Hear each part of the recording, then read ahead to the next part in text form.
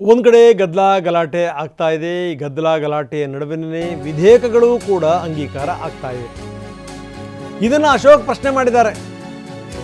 ನೀವು ಸುಮ್ಮನೆ ವಿಧೇಯಕ ಅಂಗೀಕರಿಸಿಬಿಟ್ರೆ ಗತಿ ಏನು? 7 ಕೋಟಿ ಕನ್ನಡಿಗರಿಗೆ ಇದೇನು ಅಂತ ಗೊತ್ತಾಗಬೇಕು. ಚರ್ಚೆ ಆಗದನೇ ನೀವು ಯಾವುದನ್ನು ಕೂಡ ಅಂಗೀಕಾರ ಮಾಡಬಾರದು. ಇಲ್ಲಿ ಚರ್ಚೆ ಮಾಡಲಿಕ್ಕೆ ಅವಕಾಶ ಕೊಡಿ ಅಂತ ಅಶೋಕ್ ಹೇಳಿದ್ರು. ಕೃಷ್ಣ ಬೈರೇಗೌಡರು ಅದಕ್ಕೆ ತಿರುಗೇಟನ್ನು ಕೊಟ್ಟರು. ಸಮಯ ಹಾಳು ಮಾಡ್ತಿದ್ದೀರಿ, ನಿಮಗೆ ಸದನದಲ್ಲಿ ಚರ್ಚೆ ಮಾಡೋಕ್ಕೆ ಇಷ್ಟ ಇಲ್ಲ ಅಂತ ಕೃಷ್ಣ ಬೈರೇಗೌಡರು ಶುರು ಮಾಡಿಕೊಂಡ್ರು. ಇವರಿಬ್ಬರ ನಡುವೆ ಜಟಾಪಟಿ ಆಯಿತು. ಹೌದು ಎನ್ನುವರ ಪರವಾಗಿದೆ,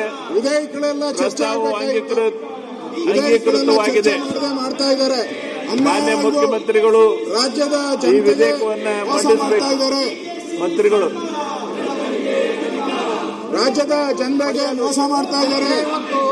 ವಿಧೇಯಕಗಳನ್ನ ಚರ್ಚೆ ಮಾಡಬೇಕು. ಸಭಾಧ್ಯಕ್ಷರೇ, ವಿಧೇಯಕವನ್ನು ಮಂಡಿಸುತ್ತಿದ್ದೇನೆ. ವಿಧೇಯಕವನ್ನ ಮಂಡಿಸಲಾಗಿದೆ. ಎರಡನೇ ತೋಳಲ್ಲ ಸರ್, ಮೂರನೇದು M B Patil. Shri M B Patil.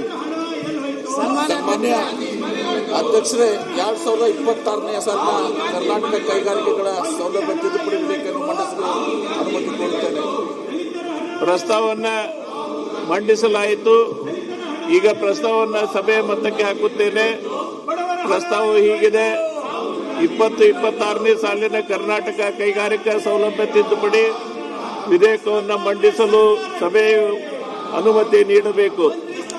ಪ್ರಸ್ತಾವ ಪರವಾಗಿರುವವರು ಹೌದು ಎಂದು ಸೂಚಿಸಬೇಕು. ಪ್ರಸ್ತಾವ ವಿರೋಧವಾಗಿರುವವರು ಇಲ್ಲ ಎಂದು ಸೂಚಿಸಬೇಕು. ಪ್ರಸ್ತಾವವು ಹೌದು ಎನ್ನುವರ ಪರವಾಗಿದೆ ಎಂದು ಭಾವಿಸುತ್ತೇನೆ. ಪ್ರಸ್ತಾವವು ಹೌದು ಎನ್ನುವರ ಪರವಾಗಿದೆ. ಪ್ರಸ್ತಾವವು ಅಂಗೀಕೃತವಾಗಿದೆ. ಮಾನ್ಯ ಸಚಿವರು ಈ ವಿಧೇಯಕವನ್ನು ಮಂಡಿಸಬೇಕು. ಸನ್ಮಾನ್ಯ ಸಭಾಪತಿಗಳೇ, ಈ ವಿಧೇಯಕವನ್ನು ಮಂಡಿಸುತ್ತಿದ್ದೇನೆ. ಮಾನ್ಯ ಅಧ್ಯಕ್ಷರೇ, ಈ ವಿಧೇಯಕವನ್ನ 7 ಕೋಟಿ ಕನ್ನಡಿಗರಿಗೆ ಸೇರ್ಬೇಕಾಗಿದೆ.